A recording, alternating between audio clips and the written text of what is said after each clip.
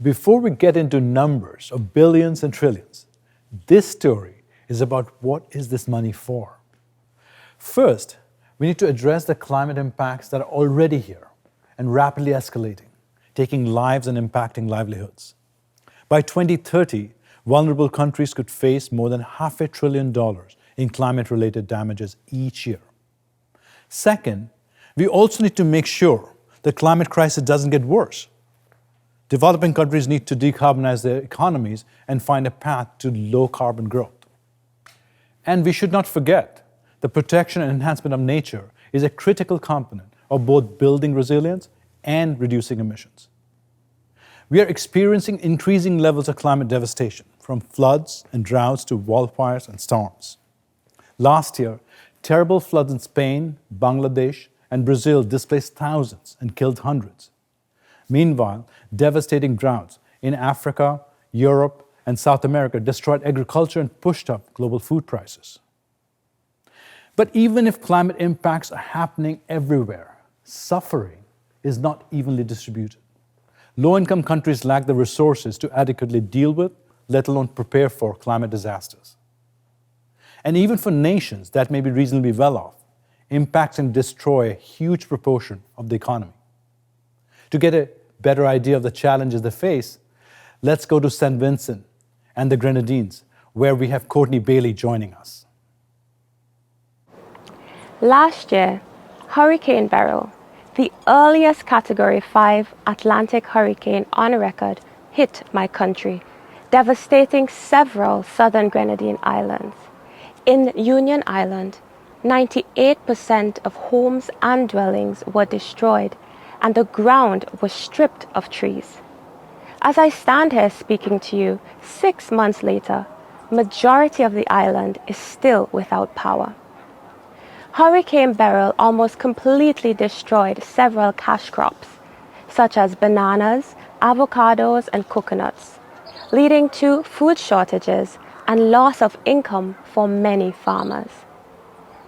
Finance to prepare for and build resilience of homes, critical infrastructure, local communities, and sensitive economic sectors to these extreme weather and slow onset events is critical, not just for sustainable development, but for survival in places like St Vincent and the Grenadines. To recover, we utilize post-disaster loans, which means that more of our income goes to servicing debt. The weaker our economic situation, the harder it is to proactively invest in adaptation. That is why influential leaders such as Honorable Mia Mottley, Prime Minister of Barbados, is calling not just for aid after hurricanes, but relief in servicing our debt and longer-term, lower-cost support to our government budgets to build resilience. Adaptation finance is a necessity for small island developing states. With it, we can protect our island, our environment, our livelihoods and economies from the impacts of climate change. The adaptation needs of these islands, like my home country, shows us why we need climate finance. And that's our story to watch for 2025. That was Courtney Bailey, one of WRI's experts on adaptation finance. Most vulnerable countries need additional climate finance to build resilience and minimize future impacts. However, research shows that less than a fifth of adaptation finance even reaches local communities that need it most, even though these communities are best placed to decide how these funds should be used. Finance needs to flow to the right places sooner rather than later. In some places, climate impacts are so devastating that it is not possible to adapt anymore.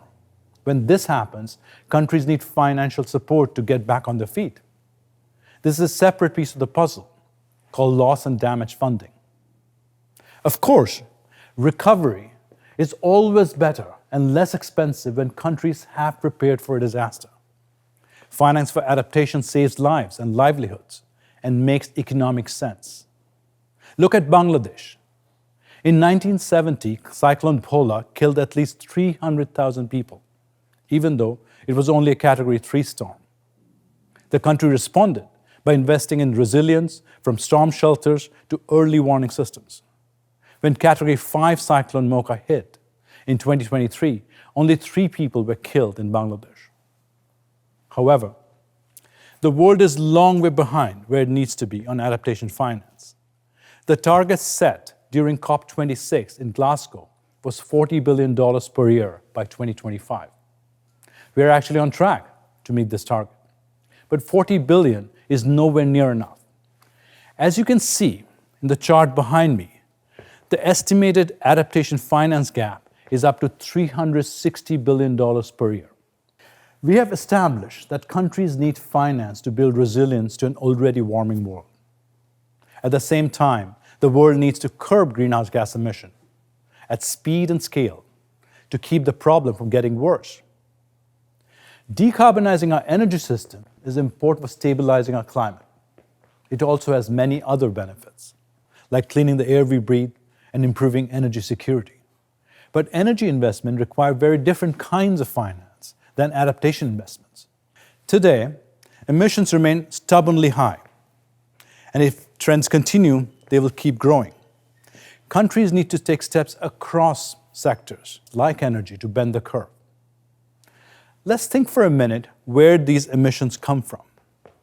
As you can see, low and middle-income countries make up to 70% of the emission. In particular, large developing countries contribute almost half of global emission. We don't just need places like US and EU to decarbonize. We need China, as well as countries like India, South Africa, Brazil to do the same. Thanks to falling cost and government investment, wind and solar power are being rapidly deployed around the world. But this is not happening at the same rate everywhere.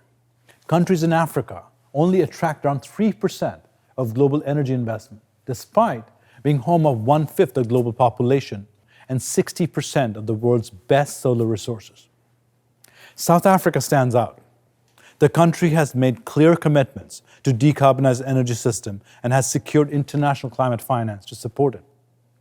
Here's WRI's Katie Ross from the town of Komati to tell us more. The enormous concrete cooling towers behind me are what remains of the Komati coal-fired power station. This was a coal-fired power station built in the 1960s, and for decades it's been a cornerstone of South Africa's energy system, taking in vast quantities of coal and producing electricity. Komati now faces a daunting challenge of phasing out of coal. South Africa has one of the world's largest coal reserves and is one of the world's largest coal producers. And like many countries around the world, is facing increasing pressure to decarbonize the energy system to tackle climate change. Millions of dollars in international support have been pledged to help Komati make that transition from coal to renewable energy, while supporting the workers and the communities around the power station. This is an excellent project, it's well conceived, but there have been tremendous challenges in its implementation. Firstly, there's been a significant gap between when the coal plant closed in late 2022 and when the renewable projects are expected to come online sometime in 2025. While many of the workers at Komati have found new opportunities at other power stations, the communities here in Komati have been left in the lurch. Many of the community members have not experienced the benefit of retraining programs or reskilling programs, and the economic diversification projects that have been promised are still in the pilot phases. There are so many lessons here at Komati. The first is around timing. You've got to be planning for new projects and new economic diversification opportunities as soon as the plant is planning to shut down. And the second is sequencing. These new projects need to be online well before the coal plant is shut down.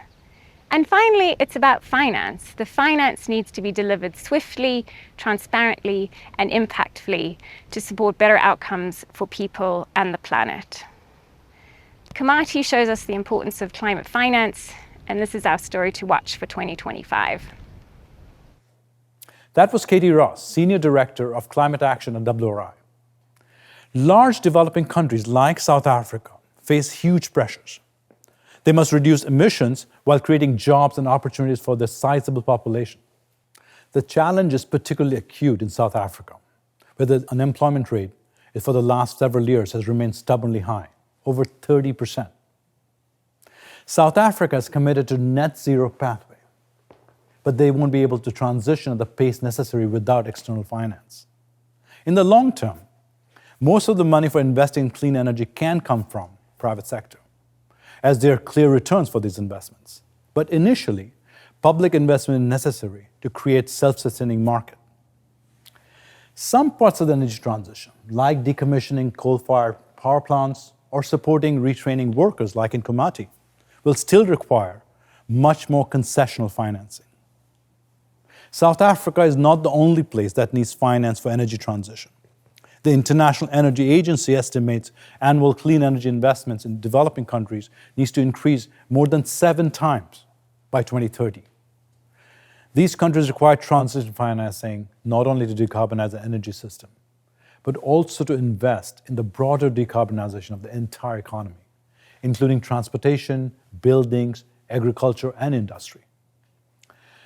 And if we consider the need for climate adaptation, developing countries will need many different kinds of climate finance to support these diverse investments.